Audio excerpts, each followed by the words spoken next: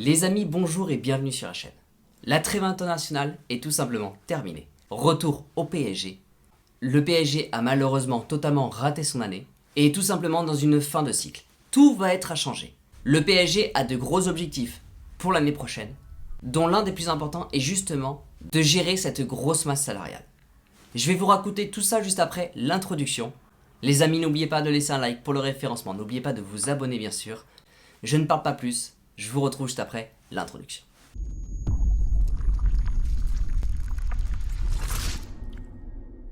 Tout d'abord, avant de redémarrer une nouvelle équipe, avant d'aller recruter un nouveau coach comme Zidane pour gérer l'équipe, avant d'aller chercher des nouvelles stars telles que Pogba ou Tchouaméni, ou avant d'aller chercher des nouveaux attaquants pour gérer le départ d'Mbappé, la mission principale d'aujourd'hui, ça va être de réduire sa masse salariale. Car beaucoup de joueurs aujourd'hui sont en fin de contrat, mais aussi beaucoup de joueurs vont être en fin de contrat en 2024 et n'ont fait que malheureusement un seul match cette année.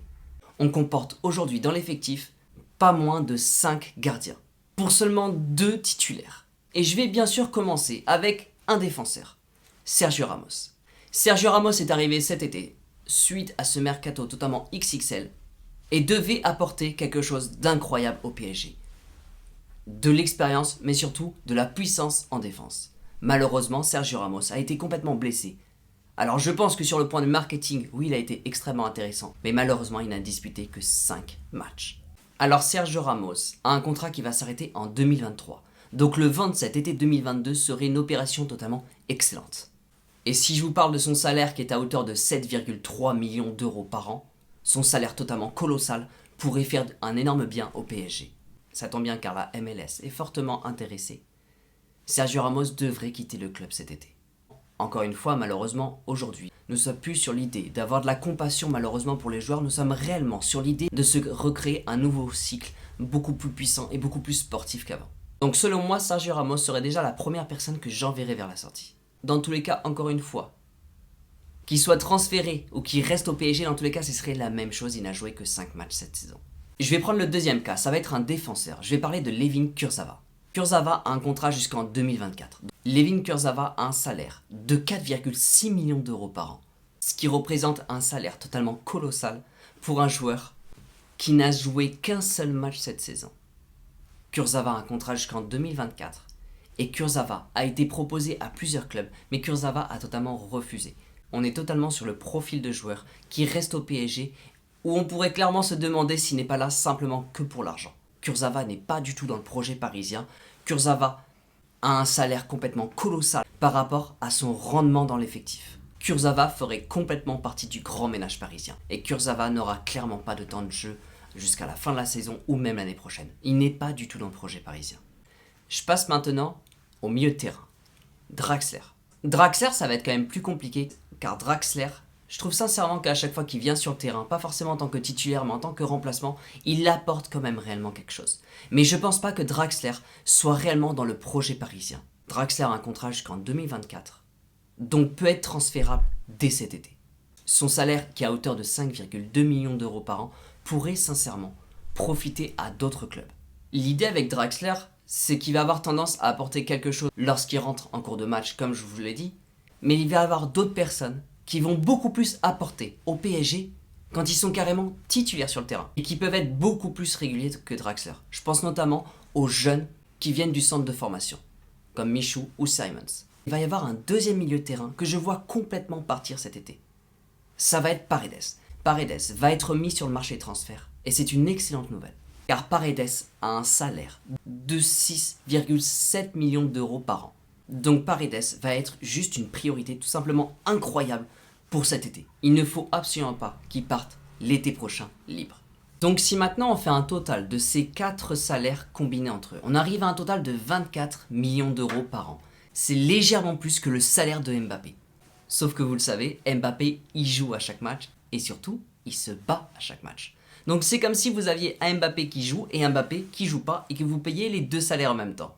Donc aujourd'hui, je vous ai donné 4 personnes qui doivent absolument être transférées dès cet été, de toute urgence, car il va y avoir plusieurs raisons tout simplement indispensables. La première, c'est que comme je vous l'ai dit, il va y avoir des jeunes qui vont sortir du centre de formation, comme Michou et Simons, qui ont déjà montré au sein de l'effectif, durant plusieurs matchs, qu'ils avaient totalement envie de jouer pour le PSG, de signer un contrat pro. Mais le contrat pro va dépendre énormément du temps de jeu de ces personnes. Il ne faut surtout pas que ce soit d'autres clubs qui récupèrent nos jeunes. Nos jeunes doivent jouer pour le PSG. C'est leur rêve ultime depuis qu'ils sont jeunes. Ces jeunes-là doivent avoir cette récompense de un jour signer pro. Et je ne vois pas du tout ces jeunes signés dans un autre club et justement des joueurs tels que Kurzawa ou Paredes rester au PSG aujourd'hui. Ce serait un réel échec pour le PSG. La deuxième chose, c'est que le PSG, en ce moment, est en pleine négociation avec Marquinhos. Et ce que j'aime pas beaucoup, c'est que Marquinhos, en étant le capitaine, s'est toujours quand même battu pour le PSG. Même s'il sort d'une saison pas forcément bénéfique pour lui, avec cette élimination en Ligue des Champions, Marquinhos qui a un salaire totalement inférieur à celui de Neymar, Mbappé et Messi, Marquinhos s'est quand même toujours battu, a toujours quand même prouvé qu'il avait l'âme du PSG. Et aujourd'hui, il y a une grosse négociation avec le PSG. Si on se pose vraiment la question, ce n'est pas à Marquinhos aujourd'hui de quitter le PSG. Le PSG est en pleine négociation avec d'autres choses beaucoup plus importantes, telles que Mbappé, on sait très bien. Mais aujourd'hui, la négociation se tourne autour du salaire de Marquinhos. Si ces 4 personnes-là, je vois pas pourquoi le PSG, ça lui poserait problème de prolonger le capitaine Courage. Et bien sûr, le troisième point, ça va être de renforcer l'effectif. Sur la défense, sur le milieu et bien sûr sur l'attaque, avec l'arrivée de Haaland. En récupérant justement ces 24 millions d'euros, le PSG justement aurait les armes pour signer un réel renfort dès cet été. On sait qu'ils sont capables de n'importe quel joueur, mais le PSG, en réduisant sa masse salariale, peut être capable de réellement apporter quelque chose pour l'équipe dès cet été. Dans tous les cas, le grand ménage du PSG ne fait que commencer. Il reste encore beaucoup de cas à étudier, notamment sur les milieux de terrain et également l'attaque. Le PSG a un effectif totalement immense et doit sérieusement réduire sa masse salariale. Car il y a beaucoup de joueurs qui n'ont absolument pas de temps de jeu, mais il y a également des personnes qui souhaitent absolument prouver des choses au PSG, mais qui n'ont pas du tout leur place. Et ça reste un réel problème. Le PSG est sur une fin de cycle, mais le PSG doit absolument démarrer un nouveau cycle. Et la première des choses, c'est réduire la masse salariale.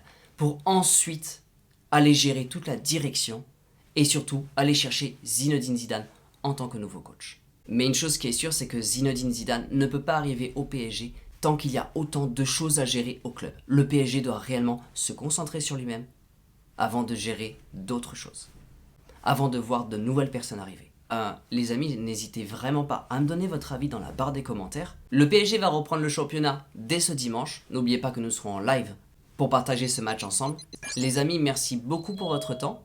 N'oubliez pas de laisser un pouce vers le haut si cette vidéo vous a plu. N'oubliez pas de vous abonner pour être au courant de toutes les dernières vidéos qui vont sortir.